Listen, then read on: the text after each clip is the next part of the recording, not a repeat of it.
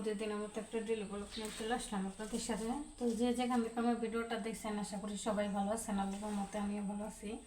আজকে এই যে দেখেন আলু শাক, পাশের ফ্ল্যাটের ভাবির শ্বশুর বাড়ির থেকে মানে ওনাদের গাছ মানে এগুলো লাগাইছিল, আলু শাক নিয়েছি।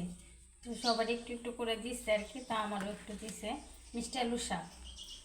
এখন এই যে শাকগুলো সুন্দরভাবে বাইছে নেব, আর এটা কি মাছ দিয়ে রান্না করব তাও দেখাবো।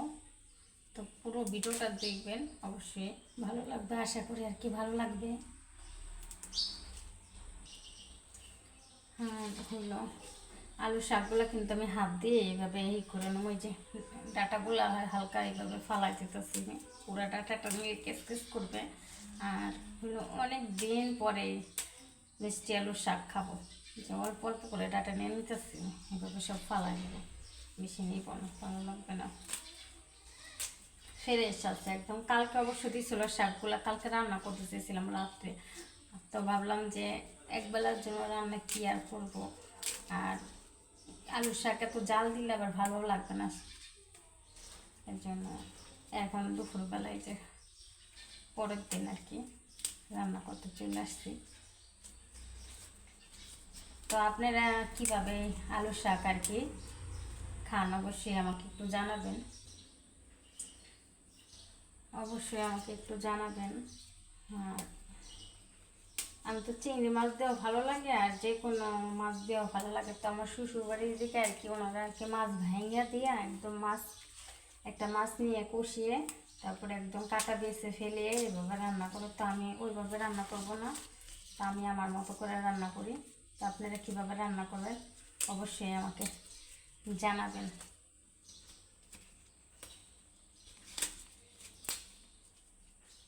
ফ্রেশ আছে, ফ্রিজে রাখি নাই, ভাবছিলাম যে নষ্ট হয়ে গেছে। দেখেন রয়েছে, ভালো রয়েছে শাকগুলো।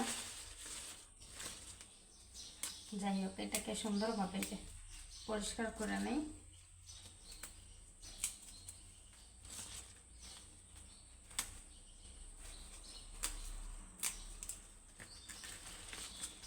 শাক সবজি মাঝে মাঝে একটু খেতে হয়, ভালো লাগে শাক সবজি খায় এরকম।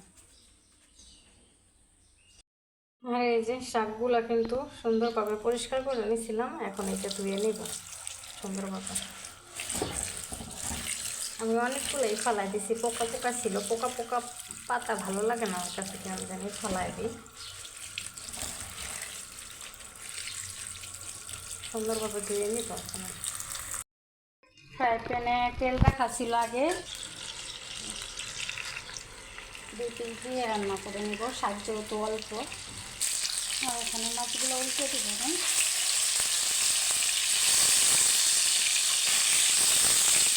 বেশি দিলাম না, তরকারি ছেড়ে খেলে ভালো লাগে না, তো এই 2 পিস দিয়ে দিলাম। মাছটা ভেজে নামিয়ে নিয়ে এখন এই যে পেঁয়াজটা ভাজার জন্য দিয়ে দিচ্ছি। পেঁয়াজটা কিছু ভাজা হয়ে আসছে, এর সাথে আমি মশলা দিয়ে দিব এখন। আর এই যে মশলা দিয়ে হালকা একটু পানি দিয়ে দিচ্ছিলাম। তো শাক রান্না কিন্তু অনেক দ্রুতই হয়ে যায়, অত সময় লাগে না শাক রান্না করার জন্য। তো এখন মশলাটা সুন্দরভাবে কষিয়ে নিচ্ছি। আর এই যে মশলাটাকে আমি কষিয়ে নিচ্ছি, এখন এর সাথে পানি দিয়ে দেবো, যেহেতু শাকটা একদম পরে দিয়ে দেবো, অল্প করে দিয়ে দেবো, হালকা জল দিয়ে রান্না করে নেবো, এটাই যথেষ্ট।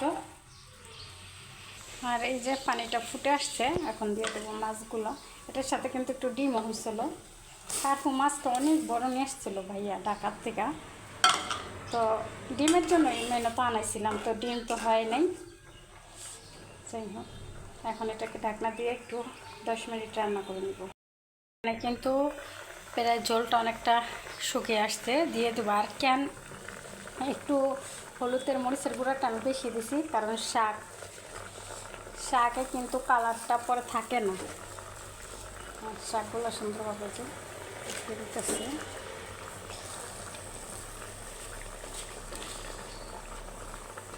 সবগুলো শাক দিয়ে দিচ্ছি, এখন হালকা এটাকে আর ঢাকনা দিয়ে ঢাকবো না, এভাবেই রান্না করে নেব। চুলা রাস্তা বাড়িয়ে দিয়ে এভাবেই রান্না করে নেব। আর এই যে দেখেন আমার রান্নাটা কিন্তু কমপ্লিট। তো কেমন হয়েছে আমার এই রান্নাটা অবশ্যই আমার কমেন্টে জানাবেন। আর ভিডিওটা ভালো লাগলে অবশ্যই আমার পেজটাকে ফলো করবেন, বেশি বেশি করে ভিডিওগুলো শেয়ার করবেন। আর ইউটিউব চ্যানেল থেকে দেখে থাকলে অবশ্যই সাবস্ক্রাইব করে আসবেন। আল্লাহ হাফেজ, সবাই ভালো থাকবেন। ভিডিওটা আমার এই পর্যন্ত।